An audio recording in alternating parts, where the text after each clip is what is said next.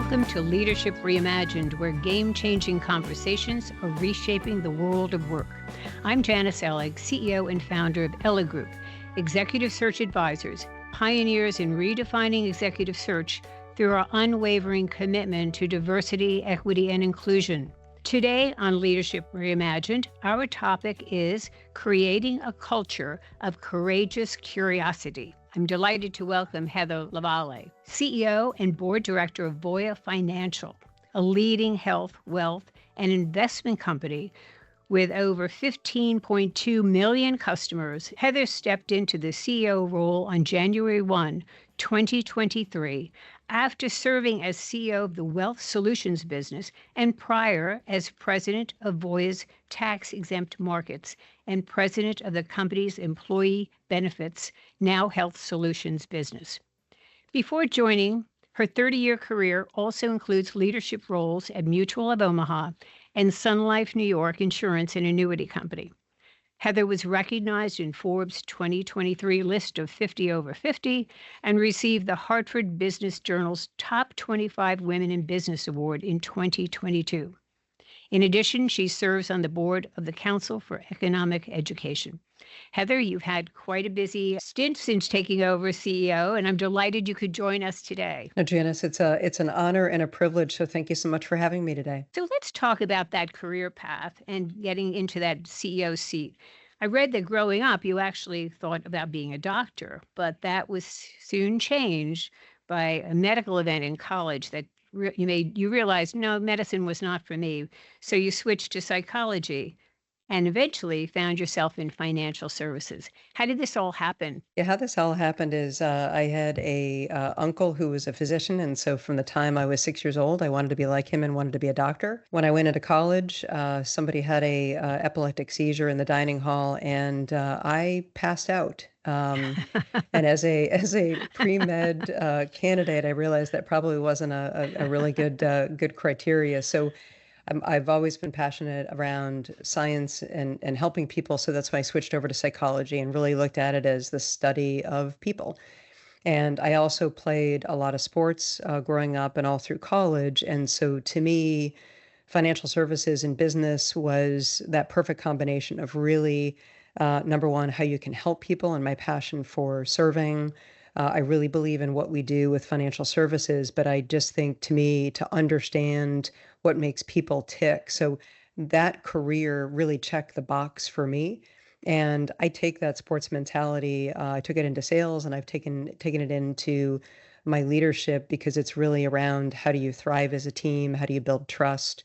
How do you serve others? It's something that has been a wonderful journey. And I know we'll probably get into this a little bit, Janice, is I've always had this perspective of taking on new challenges. And so during, as you mentioned in my intro, during the last 15 years, I've had the opportunity to work in a lot of different parts of Voya. And I take that from my early experience of just understanding people, having a passion for sales and the customer. And that sort of led me into multiple different opportunities to lead different parts of Voya. Yeah, so you raised your hand multiple times, right, to run different aspects and areas of Voya. So share a little bit about your philosophy, and I'm sure the audience would like to know about raising your hand and how that got you to the CEO suite that you're in today.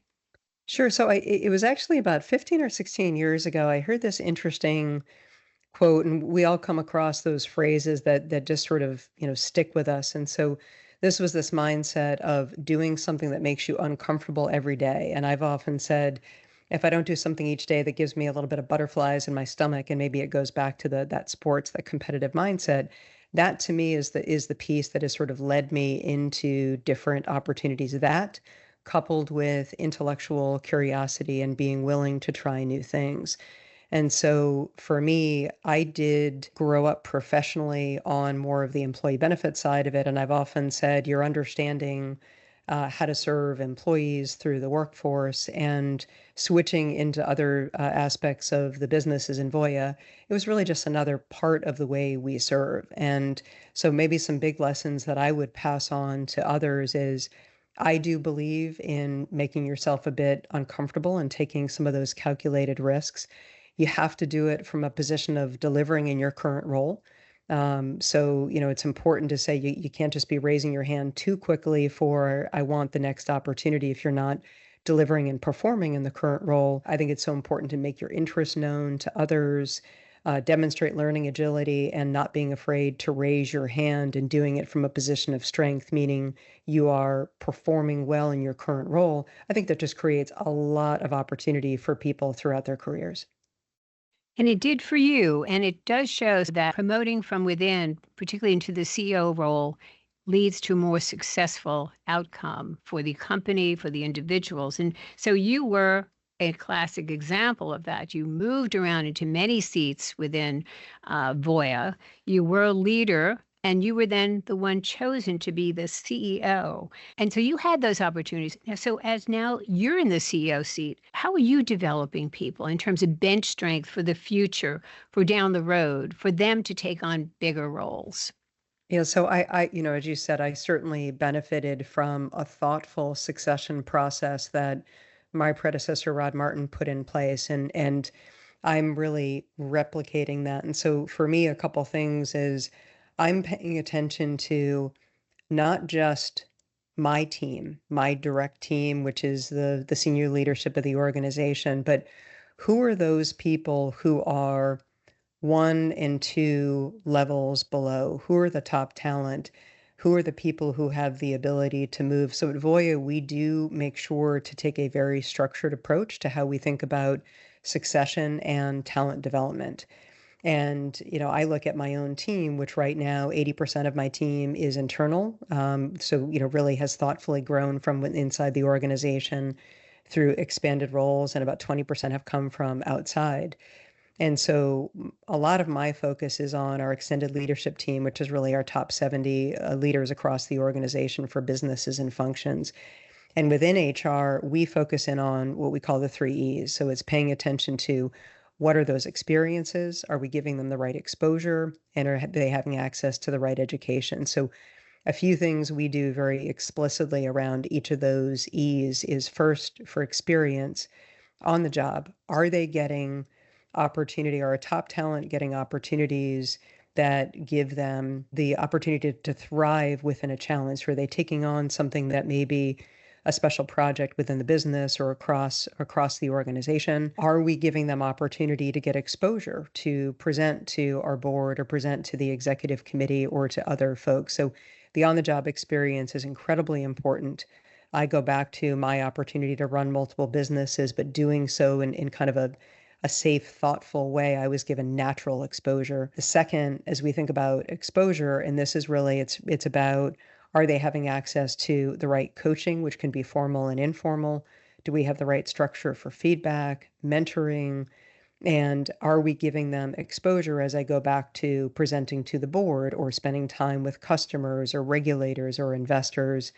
And then finally is education. And this is definitely the smallest piece, but we are very intentional about giving our senior leadership access to leadership programs. We've had some of our leaders attend Harvard education. I myself, 4 or 5 years ago, attended a week-long Yale Women on Boards program. So that combination of things we really look at as a very structured way to be able to build out our succession plans and to be able to develop the talent inside the firm. The title of this discussion is Creating a Culture of Courageous Curiosity. How does that manifest itself within the Voya organization and culture? Yeah, so I think a couple of ways that it manifests itself is I would say we're clear on where we're headed. And so focusing in on who we are as a company, where we're headed, and then the importance of the culture. Hmm. And we talk an awful lot about the intentionality that we have thoughtfully built this culture over the last decade since becoming a public company. And one of the big constructs is authenticity and really making sure, people are bringing their full selves to work, that they can truly be themselves, and then building trust across the organization. I think some of those elements are things that allow people to be a bit more courageous. And I'll also go back to a decade ago, we put in continuous improvement, and we didn't just put it in as a system, we put it in as a way of working. And part of that is about being open to celebrating failures and really focusing in on how do we put the customer first? Are we solving problems? And so to me, some of that is a way that you build this culture of courageousness where you unify around the purpose, a clear strategy, and really making sure we're giving people a voice. Yes, so that's really important, isn't it? Because people sometimes will not raise the questions, but you're encouraging to say, "Well, status quo may not be right. Let's move beyond that. What are those questions?" And sometimes the frontline worker has really greater knowledge about what's going on. So you're encouraging, I hear, in the culture to have a questioning culture. Absolutely. And one of the things I'll often say to people, and again, I have the benefit of having grown up inside the company and having worked alongside of a lot of these people. So I do feel as though they feel comfortable with me and with the leaders. And I'll often say, as you know better than anybody, Janice, the role of a leader has changed. A decade ago, I think the leaders were the ones who were viewed to have the answers. And today, the role of leader is to recognize that you don't have the answers. And how do you ask the right questions of the right people to get those answers? And so, exactly to the point that you're making, we all often talk about it's the people that are closest to the customers or closest to the problem or raising their hand to say, look, we have a risk issue. Let's understand it. It's not about blame. How do we solve this together? And giving people that voice. And so we'll do a lot of things intentionally about, let's listen. What do we need to be doing differently? I spend a lot of time in front of our employees and getting as much one-on-one or in small groups and just say, please give me your feedback, right? What are you seeing and thinking that we need to be doing differently? And what can I answer for you or the team that maybe we haven't provided as much clarity on that's going to help you more effectively do your role inside the firm? So you're following a leader, CEO Rod Martin, and he was in his position for more than a decade. He helped take the company public. So he had a number of leadership attributes. Which ones are you continuing, and what is new in terms of, and you've said some of it, in terms of your leadership style that you want others to emulate throughout the organization? Yes, and as you know Rod so well. For Yeah. me, his real strength is his compassion and empathy. And as a former CEO and chairman who delivered tremendous financial success for the organization, he also did it by building a really healthy culture and just treating people. The always listened authentically, and so that's something that I've really tried to emulate and take with me in my leadership is to show compassion, to show empathy, really listen. And but if you talk about, well, what's a pivot? What am I doing a little bit differently? What I will say is I have a philosophy that I really believe in, and that's with great power comes great responsibility. I think it's so important to role model the behavior I expect from others, really listening and taking action. But one of the things that's a little bit different for me is just the phase the company is in. And Rod had a specific objective that he was trying to deliver for the company and for our shareholders during his tenure. My focus is on growth. And so, as the next phase of the company, we're really also trying to instill a growth mindset inside of our employees, continuing to be very customer focused. But we're also in an environment where technology is moving so fast. And so I often talk about the business technology interlock and how are we bringing up the knowledge level of our workforce around technology and data and digital because it very often is the product of any company today. So those are a little bit of evolutions around skill set, but we keep that same mindset of compassion and empathy with us going forward. And from the very beginning, Voya has been honored by the Women's Forum of New York Breakfast of Corporate Champions for your diversity in the boardroom. You also have it in the C suite, and you're continuing that and making it a very diverse and inclusive culture. So, talk a little bit about how, through this AI disruption and what is happening there, how you will maintain that and the importance of it for Voya and delivery to your customers. People are the heart of our company, the heart of our culture. One of the phrases I'll often use with our employees is our culture and our brand are just the collection of all of our actions every day. And it's not just me, it's not just the leaders, it's everybody and how we show up. And it's also how we show up for each other and for our communities. And so focusing in on diversity, it is diversity of thought, of background, of experiences. As you talked about, we start from a place of strength with a diverse board. I'm thrilled and honored. We have a brand new chair who is diverse. I'm honored to be able to partner with her as the first female chair of the board, working with the first female CEO of the firm.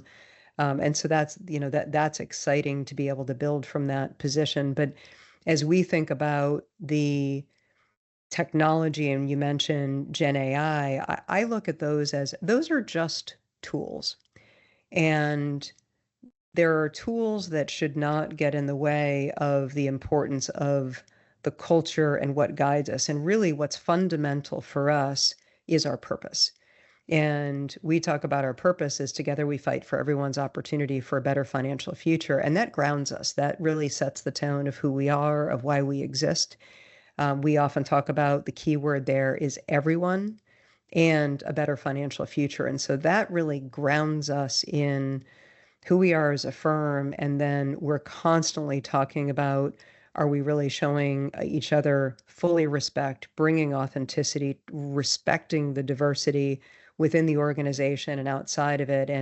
And so to me, that's the fundamental aspect. All of the other change around us are things that we'll leverage to be able to continue to grow as a firm, but it won't shift the anchor on our culture and our commitment to diversity, equity, and inclusion. Yes, so with growth will come, with that will go as well in terms of growing.